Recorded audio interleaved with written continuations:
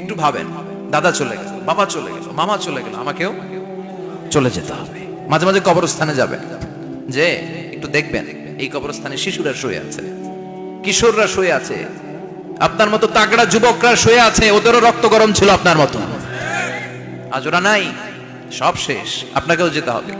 এই কবরে আমাদেরকে যেতে হবেই, কবরের প্রশ্নের উত্তর দিতে হবে, চিল্লায় বলেন ঠিক কিনা? কবরে প্রথম প্রশ্ন করা হবে, মার রব্বুক, তোমার রবের নাম কি? আমাদের রব কে?